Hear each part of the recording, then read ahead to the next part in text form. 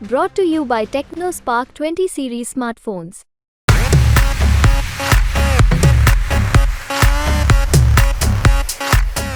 सबसे इनका फेल हुआ है ये, बेटी बचाने वाली बेटी पढ़ाने वाला भी। अच्छा, जो मैं ये कह रही हूँ कि जो यहाँ के किसान वोटर रहे हैं पहले के ही, जैसे बीजेपी राज के हम देखें तो उन्होंने काफी प्रदर्शन किए हैं, तो हुड्डा राज में यहाँ क्या कुछ प्रतिक्रियाएं थी? अब 10 साल से ना जो हमारा जीरी है, अब इसका बहुत बुरा हाल है। हमारे जो इस एरिया के लोग हैं ना, जो नए नौजवान लोग हैं, उनमें एक होड़ लगी है बाहर जाने की। माँ बाप को तंग करते हैं, अभी हमारे को बाहर भेजो, हमारे को बाहर, यहाँ रोजगार ही नहीं है। पुलिस का इसलिए उन्होंने किया हुआ है कि हमने पब्लिक को जब जरूरत पड़ेगी पुलिस का इस्तेमाल पब्लिक को डंडे मारने के लिए करेंगे, तो पुलिस भी प्राइवेट कर देंगे।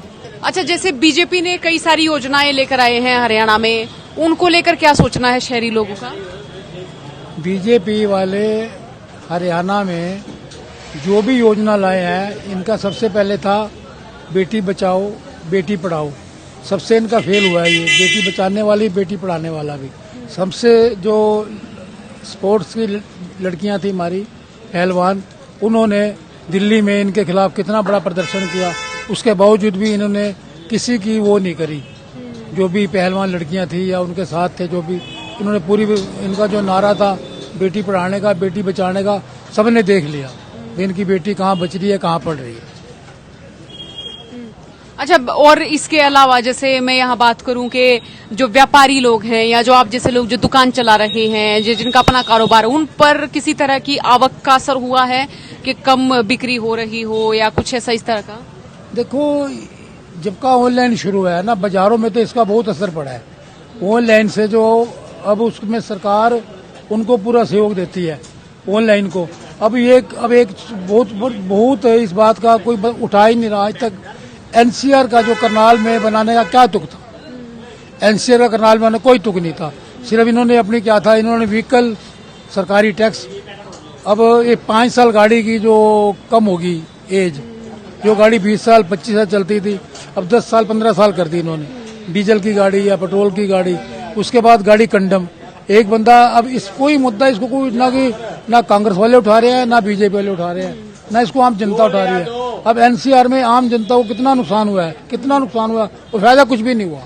अच्छा, जो मैं ये कह रही हूँ कि जो यहाँ के किसान वोटर रहे हैं पहले के ही, जैसे बीजेपी राज के हम देखें तो उन्होंने काफी प्रदर्शन किए हैं, तो हुड्डा राज में यहाँ क्या कुछ प्रतिक्रियाएं थी? हुड्डा राज में देखो, लोग शांत थे, लोगों को हमारा एक्सपोर्ट था बहुत ज्यादा जीरी का। हमारा जो एरिया है ये जीरी का एक बहुत बड़ा हब है, यहाँ पर जीरी की बड़ी पैदावार है। और उस वक्त जो जीरी हमारी दुनिया के अंदर गई, तो उससे लोगों को, किसानों के पास बहुत पैसा आया, शेलर वालों के पास आया, किसानों के पास आया, आड़तियों के पास आया, और इससे एरिया में खुशहाल हुआ।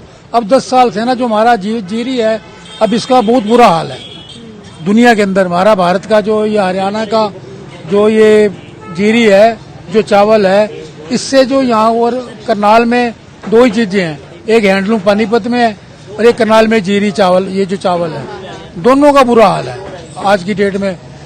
पानीपत का भी बहुत बुरा हाल है, करनाल का भी बहुत बुरा हाल है। आसपास के जो किसान है, अब ठीक है, कोई सब्जी का रेट उठ जाए, सब्जी दो पैसे महंगी बिक जाए, उनके पास पैसे आ जाएं। वैसे गन्ना है, गन्ने की पेमेंटें नहीं मिलती, गन्ना जो भी लगाता है किसान रोता है बाद में। मैंने क्या किया, प्राइवेट शुगर भी ले, यहाँ पर जमुनानगर में प्राइवेट है, यहाँ पर भादसो भी प्राइवेट है, जो इसकी है विनोद शर्मा की। और पानीपत वाली तो आगे चलेगी, गुआना चलेगी, थलाड़ा कहाँ चलेगी, उधर आगे चलेगी। तो मतलब यहाँ में ना कोई सरकार की तरफ से कोई ध्यान नहीं दिया जाता किसानों के लिए, उद्योगपतियों के लिए या आम व्यापारियों के लिए। सरकार की तरफ से कोई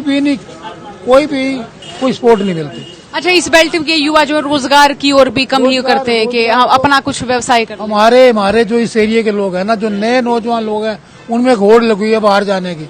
माँ बाप को तंग करते हैं, अभी हमारे को बाहर भेजो, हमारे को बाहर, यहाँ रोजगार ही नहीं है। यहाँ रोजगार सरकार के पास भी नहीं है। ये नहीं भी सरकार कहती मैं बगैर पर्ची के बगैर खर्ची के काम कर रही हूँ, रोजगार उनके पास है ही नहीं। अब स्कूल जो है सब प्राइवेट, उनको प्राइवेट बेस पे रखा जा रहा है। नगर पालिका में प्राइवेट बेस पे, बिजली बोर्ड प्राइवेट बेस पे, रोडवेज प्राइवेट बेस पे, बाकी क्या बचा? पब्लिक हेल्थ या B&R या पुलिस का इसलिए इन्होंने किया हुआ है कि हमने पब्लिक को जब जरूरत पड़ेगी पुलिस का इस्तेमाल पब्लिक को डंडे मारने के लिए करेंगे तो पुलिस भी प्राइवेट कर देंगे। तो इस तरह करनाल का सियासी मिजाज रहा है ऐसा। तो जो मैं ये भी कहूं कि जो यहाँ बाहरी लोग जो चुनाव लड़ते हैं, परफॉर्मेंस अगर उनकी कम आ जाए तो लोग चुनते हैं कि उसे बार बार नहीं चुनते। अच्छा, हर बार करनाल ने नया नेता दिया है। नया नेता दिया, यहाँ से बहुत नेता नए आए हैं और लोग साथ नहीं देते। वैसे कोई वक्त भी उनको हटा देता है। अच्छा, सियासी एक्सपेरिमेंट की नगरी रही है ये, सियासी एक्सपेरिमेंट की नगरी रही है। नहीं, लोग साधारण लोग हैं इसमें ज्यादा, बाकी ऐसा ऐसा उनको समझ तो आ ही जाती है, ये आदमी ठीक है, ये आदमी गलत है, पता लग जाता है। बहुत बहुत शुक्रिया तो बातचीत के लिए, इस बातचीत को सुनने के लिए बहुत बहुत शुक्रिया आपका।